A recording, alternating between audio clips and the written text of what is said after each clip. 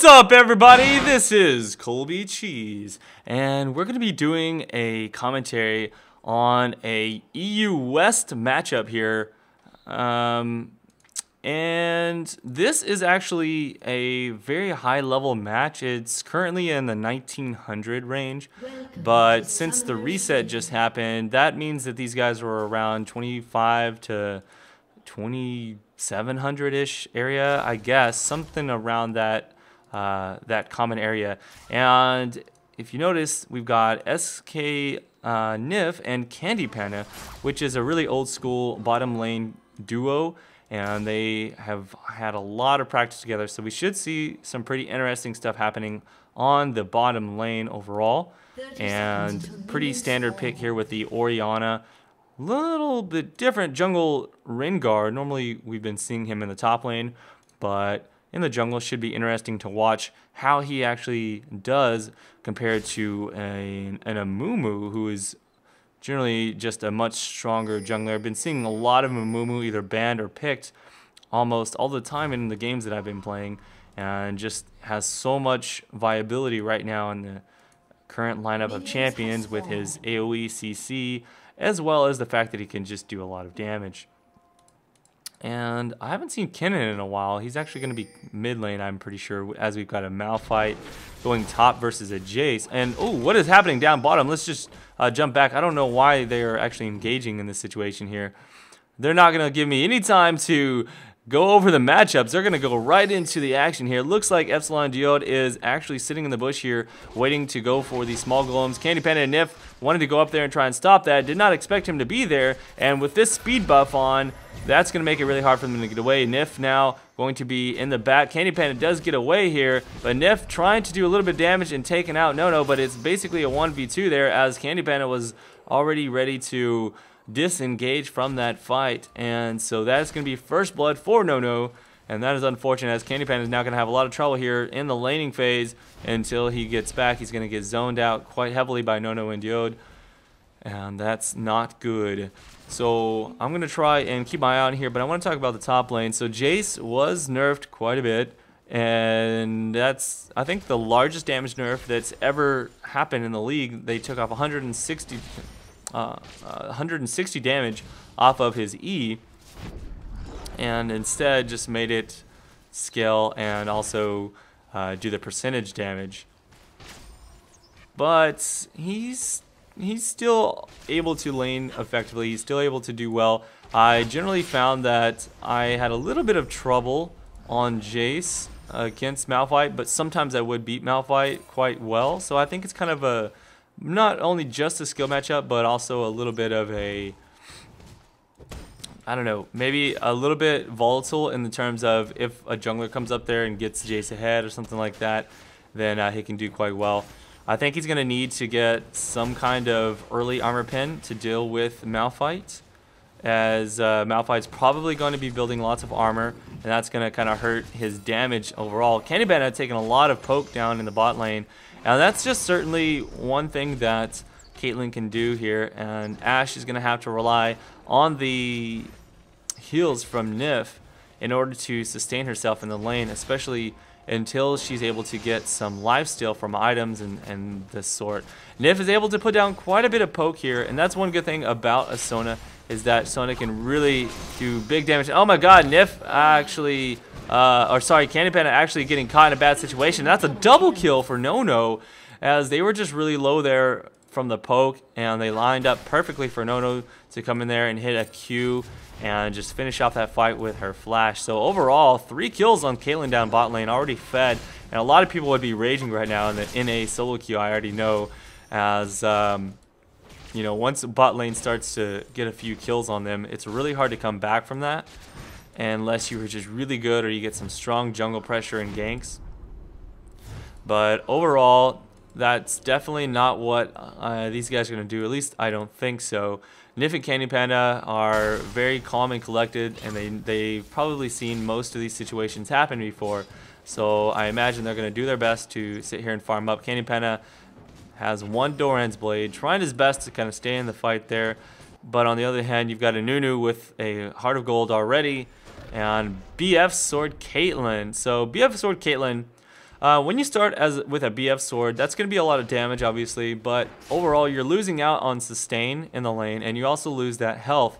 So I'm not sure. I mean, as long as she stays in the back and gets good poke off, that's going to be good. But if they ever do full on engage, Nono's actually going to wish she had not taken a BF sword.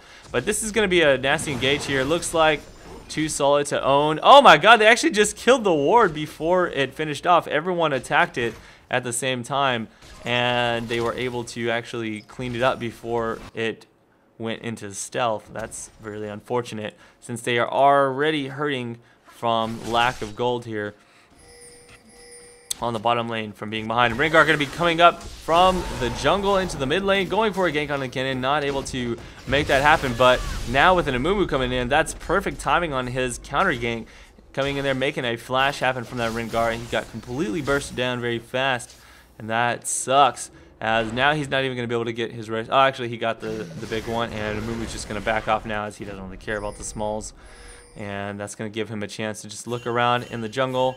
Ward that up, actually, so he'll see when the red comes back up, most likely. I'm not sure when the Rengar got his, but it should have that vision soon. Candypanda and Nif doing their best to just sustain themselves in the lane here. He's going to use that W to try and poke as much as possible. And let's take a look at the top lane. Zoller is actually shoving this Malphite into his turret here, and is quite a bit ahead on CS, which is surprising. Normally, I would not expect him to be doing that well, but possibly Mumu has just not visited top at all, and that's allowed Zoller to really have that pressure onto the lane. And Amumu really needs to get up there, I think, in order to help out Snipify. He's now out of mana, and what is he actually maxing? He's maxing his Q first for that poke, and it's just not helping him out. Now he's going to get dove here completely. Zoller at full health against the no mana Snipify, and that ignite just might take out the kill. Oh no, the health potion was able to help him survive, but he's still in a bad situation. Zoller is really low here, and he's looking for a kill. He's trying to use that long range poke to get in there. Snipify gonna run straight into the turret, hoping that he can actually get nice, executed. He did get executed from that turret, and it doesn't look like Ponja Noobs was able to pick up that kill, and I'm curious as to why not. I mean, it seems like he should have been able to do enough damage. He is not level 6 yet, so that definitely is going to factor into that. If he was, he would have been able to pop that ultimate and take that out very easily. So luckily that Jace gets away and is able to force the Malphite out. Unfortunately, didn't get the kill himself. Let's take a look. Bottom lane, Candypanda is actually very low here after a couple of trading attempts, and Epsilon Nono has no actual sustain here. So overall, as long as Nif is able to get a little bit of mana back and push that W once or twice more, that's going to put Candypanda in a decent situation. Overall, though, he does need to be careful because Nono still has that BF sword and can do a lot of poke, but Candypanda just needs to kind of sustain himself back. A nice arrow is going to take them both down very low. Nif cannot actually go back in there and poke down any longer. Too solid to own. Tries to come up here for a kill. Unfortunately, just didn't have enough attacks ready to go and ends up giving a kill to Candypanda. So that's really bad, as they have to back off on the bottom lane, and that's a kill for Candypanda that's going to make him catch up just a little bit into the lane. Obviously, still 2 kills behind, but it's really all you can do is, as long as you can farm up and not get extremely far behind in level or CS, then you should be able to carry just fine in the late game. Speaking of which, though, he's only about less than 10 CS behind, even after that bad early start. And now with a 2 Dorans and Berserker Graves, that's going to give him enough sustain along with Nif to handle this Caitlyn for the most part. Now, Caitlyn now has a Doran's Blade and a Vamp Scepter, so unfortunately, she's going to have a lot of sustain as well. So I'm not sure if they're going to be able to win out on a trade unless Candypanda and Nif get a nice ultimate combo onto them and are able to clean up after that situation. So Nono going to be able to do lots of attack speed with Epsilon's passive, or sorry, passive, with his buff, Blood Boil there. And I'm kind of curious, he actually maxed Ice Blast first. I suppose he's trying to go for a more aggressive, like slow down Ash's attack speed. Generally, I like to see Nunu's max that attack speed first for not only the move speed, or not only for the attack speed, but for the move speed as well. So we'll see if that actually hurts them or helps them out in the laning phase. Since they have a lot of sustain here, I feel like the Q is not going to help out as much. And Epsilon now in big trouble as we have a Mumu gank coming in here, and that's going to put them really low. Nono is on the way back. There's the ultimate onto Epsilon. Epsilon's going to go down to Candy Panda. That's yet another kill, so they are doing quite well. So good job by Mumu putting that pressure that they needed. And unfortunately, 2 Solo to Own's pressure actually cost them rather than help them out, as it did give Candy Panda that extra kill. And top lane is able to snag a kill 1v1 here. This Malphite is just in a really bad position. So Zoller continues to shove him up into the lane. Mumu had to put that pressure onto the bottom, and he wasn't able to help out top lane. Snapify goes down just to regular standard engage, and looks like he's got Dorans. He's going to be building into a Brutalizer now as his next item, whereas Malphite simply just has a little bit of armor and a Philosopher's Stone. Pretty far behind now at 17 CS, about 20 CS behind now after that last push, and he's going to lose even more creeps, so he's going to probably be 2 levels behind once he get back to the lane, and Zoller is very close to that level 10 mark. As far as mid lane is concerned, I don't know why, but it looks like Kenan's just not able to farm out very effectively against this Orianna. Orianna just tends to beat most laners, as she has great farming potential. Oh my god, let's take a look bottom lane.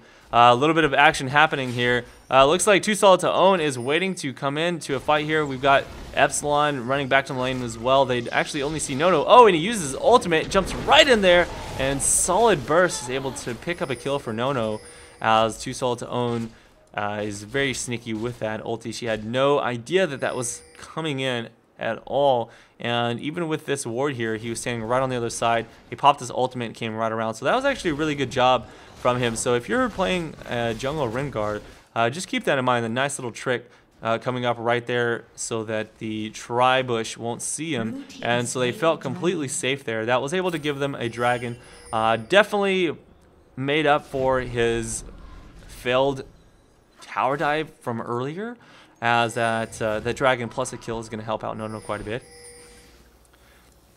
Crinky seems to be getting pushed out here just a bit from this Kinnan. Either that or he's actually just roaming up top lane to do a little bit of action here. And Zoller is going to stop Pwnr Noobs from backing in that bush, and that's going to be a bad situation for him, as he's going to grab that kill no problem. One last auto attack takes it, and here comes the ultimate from the Kinnan, but luckily she still has hers as well, and is going to be able to do a lot of damage. A missed Q is not going to help him out. Now he's out of mana and a pretty bad situation. He should have just backed out of there. Snapify wants to get in here and actually turn this around. There's the ultimate, and Zoller is able to flash out still, unfortunately, and Bulbazup. I don't know what his name is there. Bulbazup. Bulbazup. I don't know. They both get away with pretty much no HP at all. That's unfortunate. Oh, missed arrow as Epsilon flashes out of that. It would have landed. And they are in a pretty bad situation here with Nif poking down quite heavily. Let's see, did he max his Q first? Looks like he actually did max his Q first, or he is maxing his Q first. And so his poke has been very strong in this lane. They have no sustain other than just her auto attacks. She decided to go for that Bloodthirst to help her out in the laning phase to help sustain. But overall, Candy Panda actually is winning out on the sustain fight. And an interesting decision, he decided to go for a Zeal. So he's going to go for attack speed first before he goes for that damage. Nono now getting ultied by Nif, and a late cleanse there is not going to help out as much. And he's going to get one last Q, but nice job by Nif flashing in there to pick up a kill and shuts down that killing spree bonus. So he's able to get that extra gold, and top lane is getting engaged on once again. Snipify is just having so much trouble against this Jace. Once you get ahead as Jace against certain lane opponents, it's going to be really hard for them to come back from that situation. And what is he actually maxing out here? He's maxing out his Q, and that's generally what I do as well. Maxing his his E second, sorry. And that allows you to do a lot of poke in the lane with your QE combo and just farm from a safe distance if necessary, and really kind of shove people down from the back lane if they try and do that. Freaky coming in here with a ward to try and watch Pwnr Noobs walk in, and so he's got a good vision of any jungle ganks that are going to be coming in from this direction. And right now we seem to be just waiting for people to get back from the laning phase, or sorry, back from the base into the lane. And Malphite gonna be saying, screw top lane, I'm done with it. I'm getting wrecked, there's no point for me to be there. And it looks like he might be coming down bottom for a sneaky gank attempt from the lane. And Candy Panda, Nif actually needing that right now as they are getting engaged on quite heavily. He could possibly go down, and one last Q, but no, that heal actually saves him. And Snipify is there in just a good amount of time. Let's see if he can get in range for his ulti. He just needs to land it onto No or onto Do It. Oh, and he actually waited for that net to go in before he ults, so a very smart decision on his part, and he should be able to grab this kill. A flash comes in from No, but so he has his as well. One last Q takes the kill, and that is not bad at all. He's going to go in here for Epsilon. Doesn't look like he's going to be able to reach that in time. He sees that Too Solid to Own is actually there to stop him from getting away, so he decides to go for the Nunu. Nunu came back and gave him the kill there. That is unfortunate. And at the same time over here, let's actually see what was happening on the other side of things. Looks like Krinky is getting caught into Kenan's ulti. There's no way he's going to get away from that. He's going to try and do a little bit of extra damage to Candy Panda, but it just wasn't going to happen. So overall, decent engage from both sides, but looks like Red actually won as they got 3 to Blue side's only 2 kills.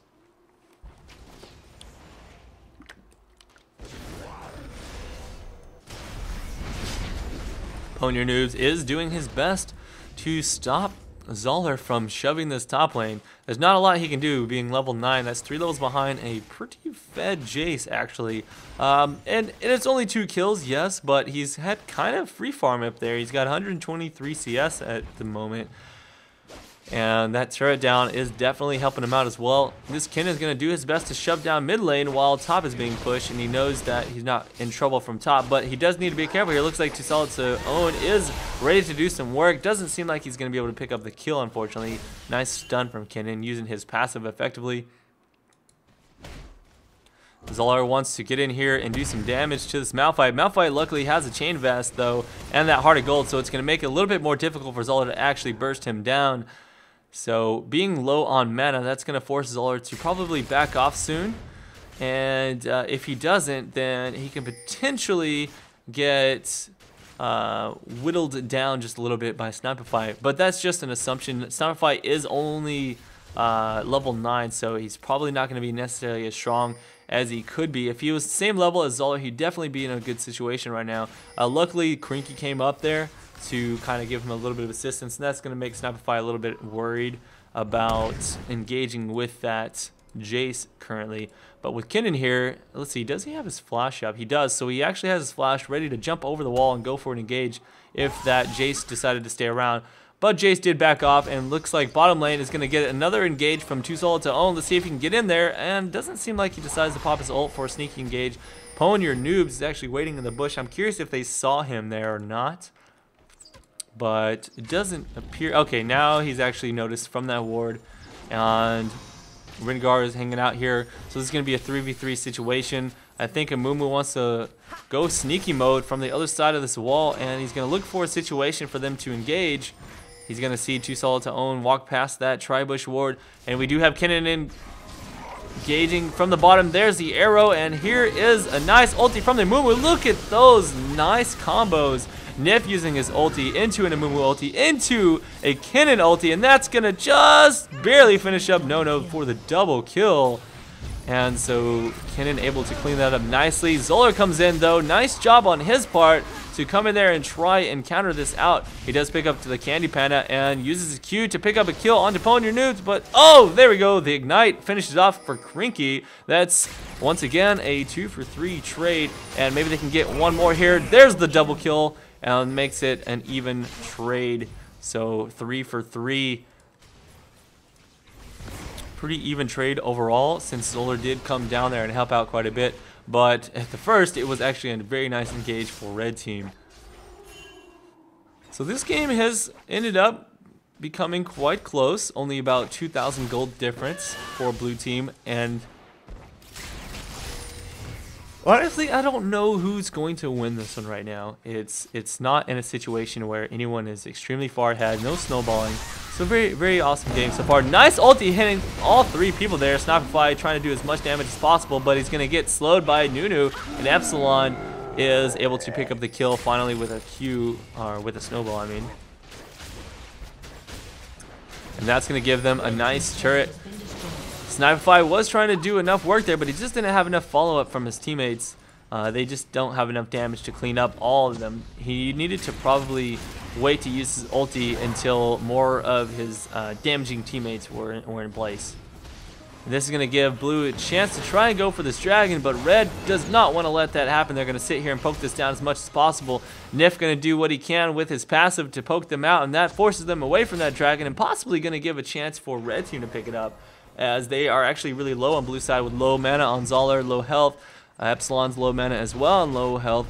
And let's see, with Orianna in here, that might give them a chance to come in here and actually shove this back. Arrow going to be landing on Crinky. Can they stop her before she does a lot of damage? Amumu does get the shutdown, but overall that's 2 kills for Blue team. At the same time though, Red is still here.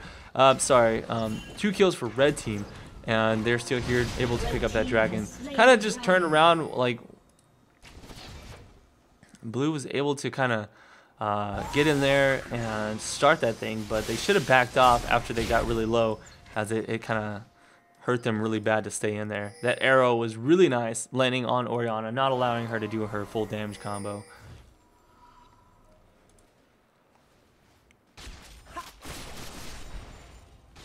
Okay, so no damage really done to this top lane turret just yet, whereas Candy Panda and Nifs almost got theirs down.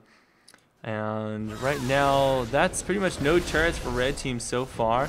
But if they can grab some turrets, that's going to help them even things out as far as the gold's concerned. Because right now, they're only about 1,000 gold behind. And if they get 2 turrets to even it up on the global gold, I think they're going to be where they want to be. Jace seeming to do quite well, but it seems like Malphite is coming back in gold. He's already only about 30 CS behind, and so he hasn't really fallen more behind than he was. Now that he has all this armor, he's able to handle Jace's damage output, and Jace can't really burst him down completely. And it seems like we're going to be seeing a Trinity come out rather than a Bloodthirster build, and I'm not sure how I feel about that. Jace really does benefit a lot from his AD ratios, so building a Bloodthirster helps out considerably, especially in the mid-game poke area. And so Jace is going to have a lot more damage when he jumps in with his melee damage form. But overall, if he's trying to play the poke game, he's not going to be as successful as if he had gone for that Bloodthirster. It could be that he doesn't necessarily need the poke game in this particular comp, as they are kind of a heavy engage with Crinky trying to land. Oh man, that arrow just barely skirts past both of them. I know they felt the wind on that. A little bit of a cold chill passes through their bones as the arrow whiffs. If that had landed, I think Pony Noobs would have been able to get in there with a bandage toss into an ultimate, followed up by Nif and Bulbazad. They have a really good damage combo, but it does rely on everyone kind of landing their ultimates. If Candy Panda can land that arrow, that's just going to start things off for the rest of them. I mean, pretty much everyone on their team has an AoE ultimate that will hit multiple targets. And there we go. Nice job there. He actually tries to flash out of that. Nono uses his cleanse to jump back, so he does not die just yet. Either way, he's still out of the fight, and they are able to win that one considerably. Epsilon does go down for the double kill onto Ponder Noobs, and they need to get back out of that turret range and just poke that down. They're going to be able to kill that quite fast now, as everyone is still alive, and Zoller now getting caught by Amumu's bandage toss. It's not going to be enough damage to actually clean him up, but either way, he's just putting a lot of pressure on them and forcing them to go back. A ward placement here is going to help them see what happens whenever they clean up the creep waves here. No blue for them to pick up, and they probably will not be going for the Baron just yet. They need to go back and get some health currently. Man, there are so many wards all over this place. I'm so curious about all these ward placements. This is not something you see very often, you know, wards here, and I mean, it's not like they're being placed down to jump to from a Lee Sin. These are literally vision wards, so we have 4 wards literally just in one small area, and another one right here. That's like very interesting. Definitely helps them out considerably, and kind of interesting to watch that. I mean, that is definitely a difference in the European scene, and you'll notice that these guys are extremely high elo, so you should really take notes from their ward placements as to, you know, just what to do as far as I'm concerned on being high elo. Pony Noobs would have definitely died if that Q had landed, but Nono didn't really have 100% vision of that, I don't think. They are doing good though here. Red team took too long to get back, so they lose a turret because of it, and they could potentially even lose their mid turret and an inhibitor here if they lose a few more people. Candy Panda trying his best to try to kite this down. Zoller going a little bit too far for his own good. They do take the turret out, so overall, if they don't lose any more people here, that was actually going to be a good engage. And Kennen wants to come in here with his ulti and not able to stay in range to actually kill any of them as he got slowed down by Epsilon. That's unfortunate for him.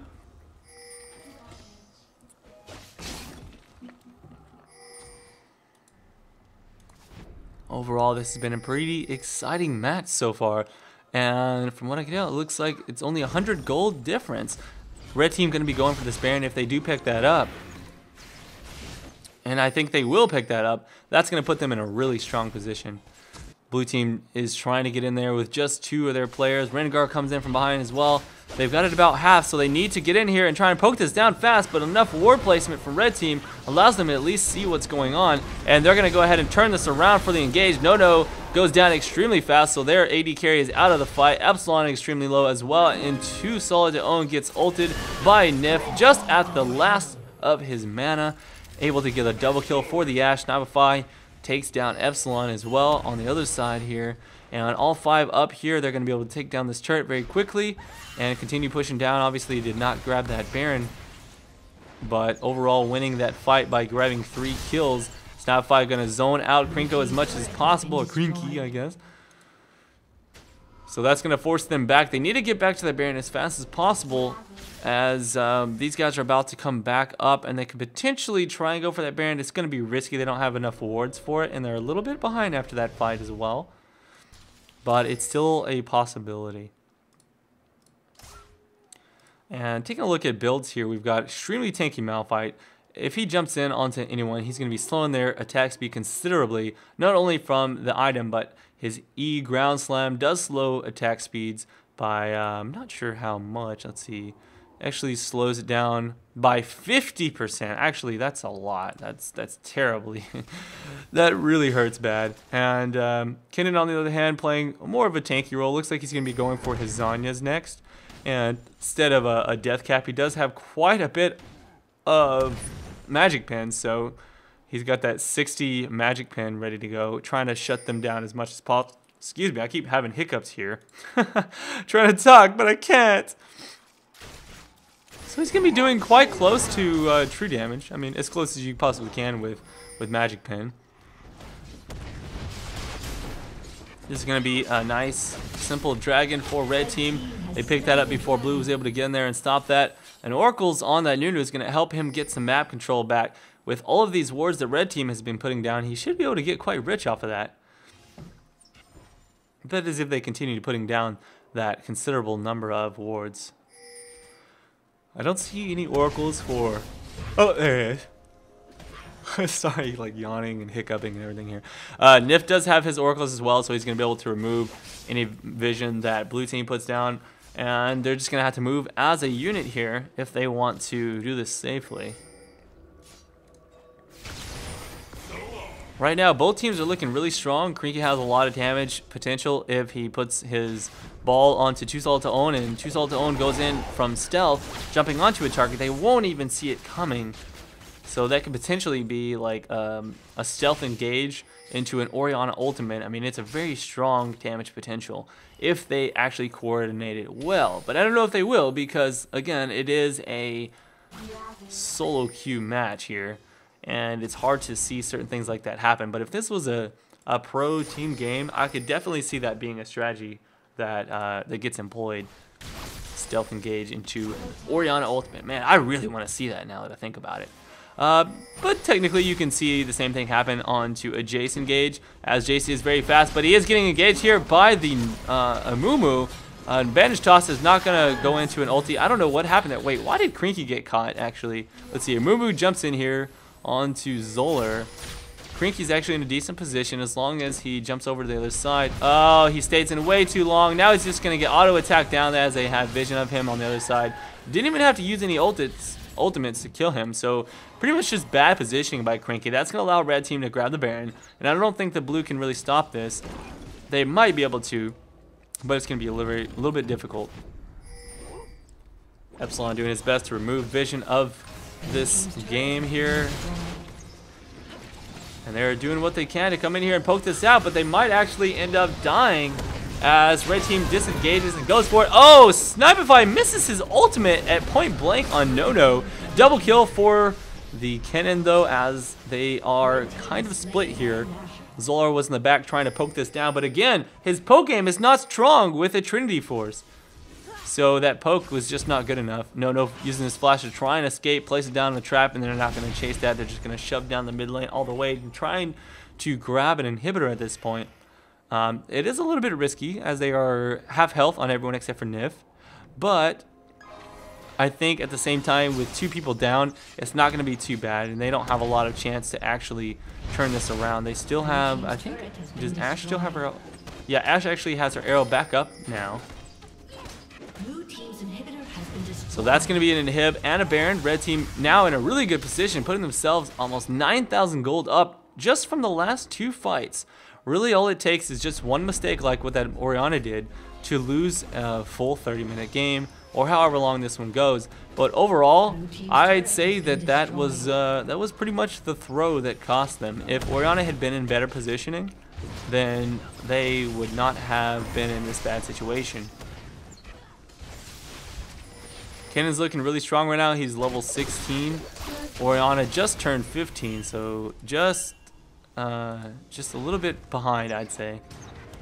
Snipify, as far behind as he was, actually level 16 as well. But overall, that Baron does help quite considerably as far as levels are concerned, and the global experience from towers helps as well. Once you're down by 2 inhibitors, it's going to be really hard to come back. Blue team really needs to get a nice engage and take out several of them and then push back and get their own inhibitor if they want to come back from this. But right now, red team is in a very strong position, and it's going to be hard for them to lose this as long as they don't make any mistakes. All they have left is to take down the top lane, and once all 3 inhibitors are down, they can simply just push in and go for the win.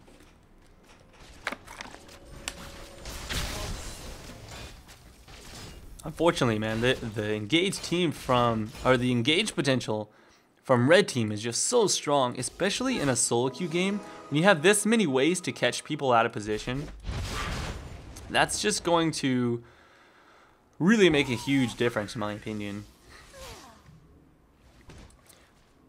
If they're able to avoid a lot of the ultis, they can do pretty good, but overall, the only way to avoid getting ultimate by an AoE ultimate is to literally just not be in the fight, and that's not a possibility. The blue team just has to be able to literally survive the AoE burst that comes in from red team in order to actually win this game. At least at this point, being so far behind after losing that Baron, getting caught out of position, etc. So overall, they're doing their best to try and stop this. Zolar is just sitting up here in the front, but he's taking way more poke than he's able to produce.